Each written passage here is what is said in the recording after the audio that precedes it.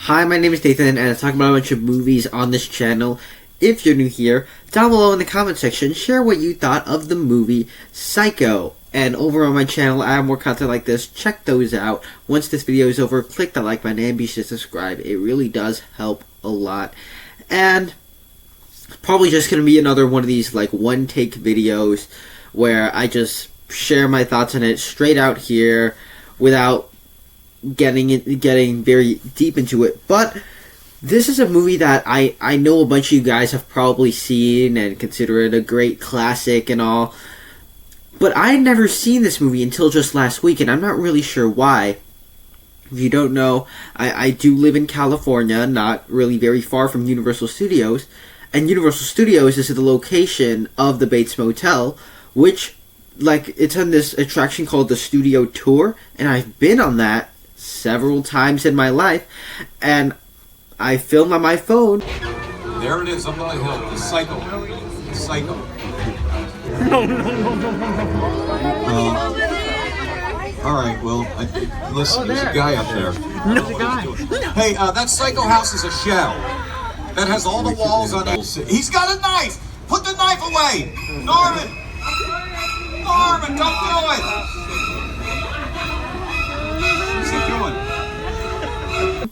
Pictures of the Bates Motel and the actor for Norman Bates, not the actual actor in the movie, but somebody playing Norman Bates coming out with a knife, and that's a lot of fun every time we go on it. But I had never actually seen the movie Psycho, which was quite odd considering I had known a lot about this movie before even watching it.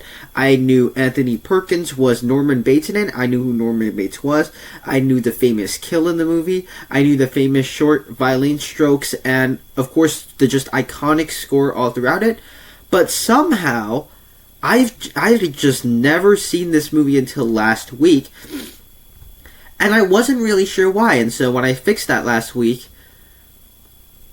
I can safely say that this is a very, very good movie, and I can now see and discuss in the conversations why this movie is such a classic. It's an iconic slasher film for a very, very good reason. Perhaps, of course, that is because Alfred Hitchcock is a master of horror, one of the most beloved directors of Hollywood ever, and what this movie does so well is that it's almost a 65-year-old movie, but it manages to be just as tense as any modern horror movie today. It's probably the first slasher ever even made, because I can't think of a slasher that's older than the year 1960, and so this is probably the first slasher ever made. But it just is very tense from beginning to end, something that I didn't expect from this movie, because horror movies back then are pretty different from horror movies now, where horror movies now just show the gore and everything. But here, this movie doesn't actually need to show any graphic violence, but can still be just as tense and as thrilling as any modern horror movie today. And directly afterward, it actually sticks with you and is memorable. So you remember Norman Bates, you remember the shower kill, you remember Marion Crane, you remember all this stuff about the film.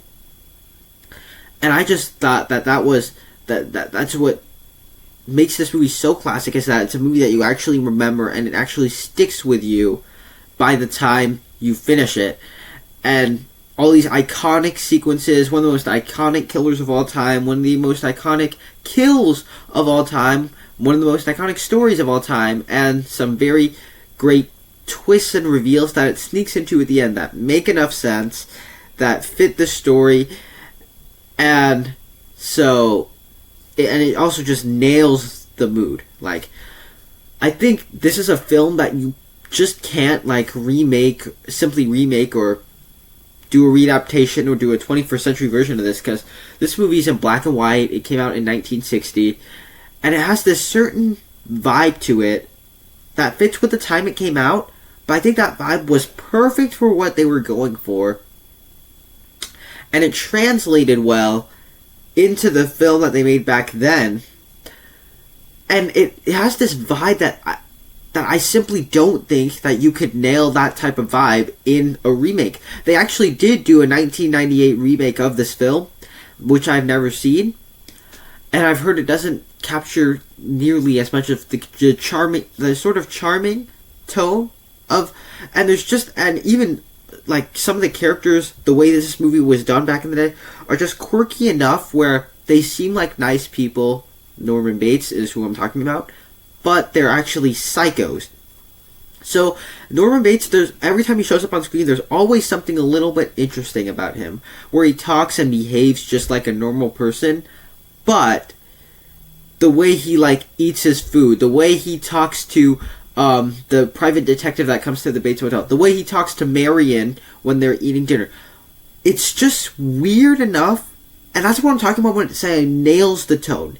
It just has all this stuff in it, especially with Norman Bates, that makes it a classic, and to this day, it's still considered one of the most classic horror movies of all time. And so, as somebody that's driven by in the studio tour this set of this movie roughly 1 billion times, been to Universal Studios several times, lives in California, I'm not very far from it, I just thought that this movie, I could now understand why it is considered a classic. And so it's probably the best Hitchcock film that I've ever seen, and as somebody that likes horror movies, this was just a really good one. Very iconic, very good. And so overall I'd probably give this one an A. Just a very good movie. If you are one of the few people in the world that haven't seen Psycho, I was one of those few people until like last week, go watch it. It is great. And so there you go. Those are my thoughts on the movie Psycho. Down below in the comment section, share what you thought of it. Over on my channel, I have more content like this. Check those out right now. Thank you so much for sticking around to the end, and I will see you in the next one.